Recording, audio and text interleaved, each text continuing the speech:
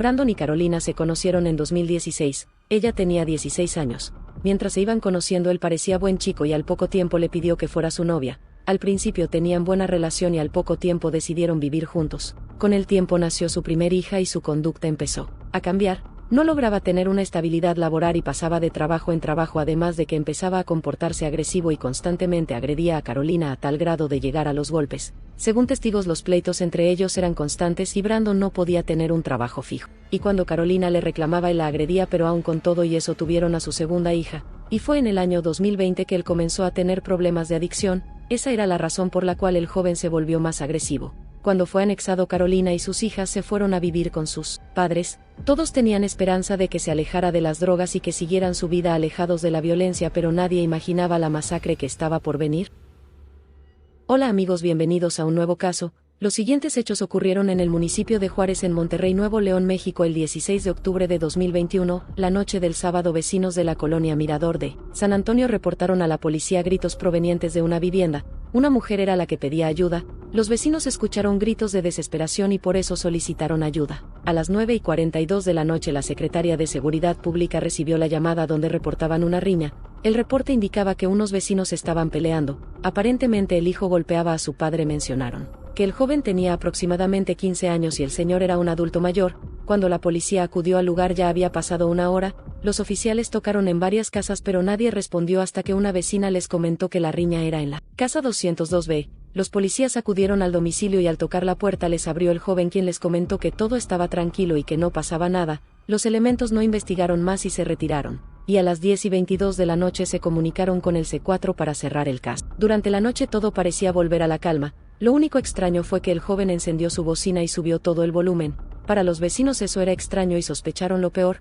Al otro día el joven salió de su casa y un vecino lo vio caminando desorientado y con manchas de sangre en una toalla que llevaba, la cual le tapaba de la cintura hacia abajo, y cuando éste le preguntó si estaba bien y si le había pasado algo, él solo le contestó que iba a comprar barbacoa. Nadie se imaginaba la tragedia que estaban a punto de descubrir. Cerca de las 6 de la tarde el joven llegó a una tienda en San Pedro Garza para comprar comida para perros, y al salir empezó a devorarlo.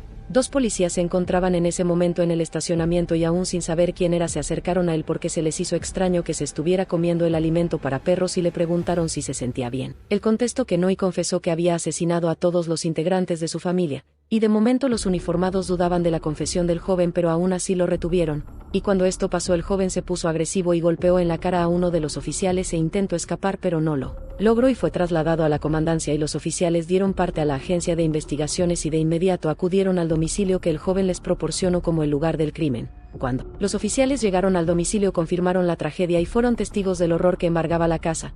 Por otro lado, el joven fue identificado como Brandon, de 23 años, quien había asesinado a su madre, padrastro, esposa y a sus 2 hijas. El asesinato fue el sábado en la noche. Vecinos dijeron que habían reportado y que la policía acudió pero no hicieron nada, por lo que Brandon pasó la noche con los cuerpos sin vida, aunque otra persona informó que lo vieron el día domingo a las 8 de la mañana con sus 2 hijas jugando en el parque, pero de acuerdo al dictamen el joven asesinó con un arma blanca a toda su familia e intentó ocultarlo. Encendió la música al tiempo de hacerlo, pero era más difícil de lo que creía.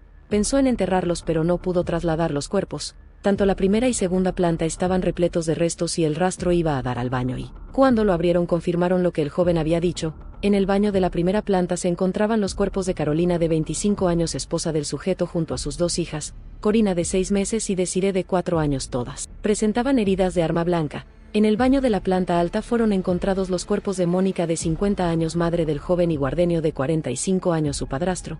El joven quedó sujeto a las autoridades y se inició la investigación, pues Brandon había pasado 3 meses en un centro de rehabilitación debido a que era adicto a las drogas y en ese tiempo su esposa e hijas vivieron con sus padres. El sábado en la mañana la madre y el padrastro fueron a buscarlas para llevarlas a comer, ya que el joven saldría de rehabilitación, y a pesar de los problemas de violencia en la relación debido a las drogas, la familia de Carolina aprobó que fueran a la casa de su suegra para convivir de nuevo con Brandon, pues ya tenía tiempo que las niñas no veían a su papá, y al salir del centro regresó a casa con la promesa de que iba a cambiar e incluso llevó a sus hijas a pasear al parque, y todo parecía que iba bien. Al poco tiempo regresaron a la casa y el joven salió por un momento y se encontró con un conocido, y volvió a probar el cristal. Horas más tarde regresó totalmente drogado, y su madre y su padrastro comenzaron a reprenderlo, y lejos de mostrar arrepentimiento se llenó de enojo y comenzó a golpearlos. y después de eso los encerró con llave y se dirigió a la cocina y tomó un cuchillo. Carolina con sus hijas se encerraron en la planta baja. Él subió y con el cuchillo empuñado comenzó a atacar a su